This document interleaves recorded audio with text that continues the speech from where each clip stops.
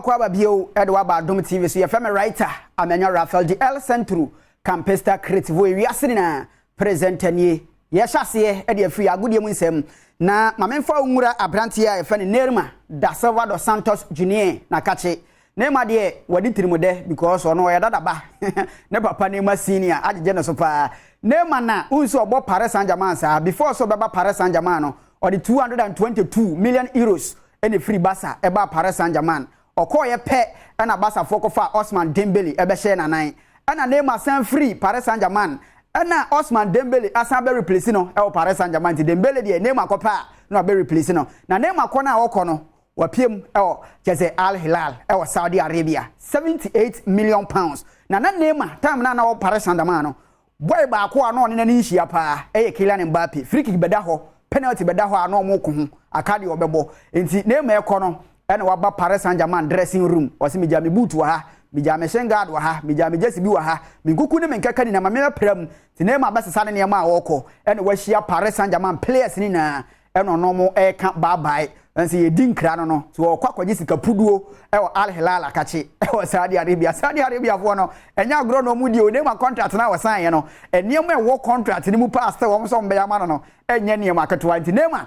ko wawram Paris Saint-Germain ho no free a jese wona ni akire mu Saudi Arabia Al Hilal akache eno ko 78 million pounds eno ko basika ono ankasa ekoje no enye sika ketoa enti masa bor ne de wo babia man start nye training de tie ne ye piem Cristiano Ronaldo Aveiro dos Santos akache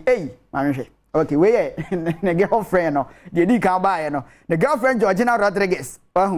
boot wa ne kita no Cristiano Ronaldo golden boot oje ye na no ada gina mu de ma anasa o share 6 goals aye the man no e no waje no de atwa pictures a ti kunu abodwuma pa na Cristiano Ronaldo ko break kakra na no ada o ne Al Hilal Arab Club Championship na se no o sustain injury kakra bi nti so onye na home oje na home no e na ne mpena Georgina Rodriguez o so no pa wa fa ni kunu ana ni kunu kra so fa nsan ko e ti wa fa ne mpena e na ru atan o ma ko cinema just o ma ko hwe movies ni ade akɔhwe o mani so o mo ba no mo san ye shopping kakra mo ne abusuani na ene koe na tade na yese hye Georgina wa ha no nse yese we ye no bra nti ense bibia de mu din pa brales ene hye na nti ense koyie pa hye won hye ne ma bi wase eti bibia de din nti one abusua no ne ma no ena Cristiano o makɔgye mani kakra nti Cristiano de ese de ne ho atɔ no kakra enche obesa hunu so ogina go pramane so edi ne nkwi edi ama board boku anasa eti Cristiano enso ensem no yamfa omra Ghana de a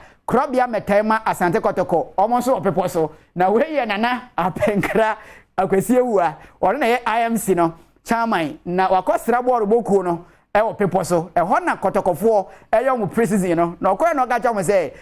coaches no playing board no ezedie waje obi apama no enye se bia mo ya niema bia nsem fata na ewom no mo ya niema papa ahemfie nso be support mo sika bia mo pe bambo bia ye de bema mo pushi mo amama komani mu pa tena na penkra akwasi ewua enom ko kasa ye no ena oje bo se da bi ye tia ahemfie amese ye kasa wa kire ye sika de ba bo no munya hu meskills kakra etu oje bo no na ose mo hwa meskills se di ono so Saudi Arabia bo ne ho wan hwe be fa na afira ahemfie ne na kwa Saudi Arabia wagina makodi agro kama e de abo akuma sia Asante Kotokofo a represent eti Kotokofo eguso ye preseason no pebo so a ho ene ye rei ye nyina we so ne yemfa nenso so no emra na wie ye ahapɛ na takyerema besia yi nkonya ye fam writer amenya Rafael di El Centro Campesta Creative we wiase na presenter ne dia ketwaso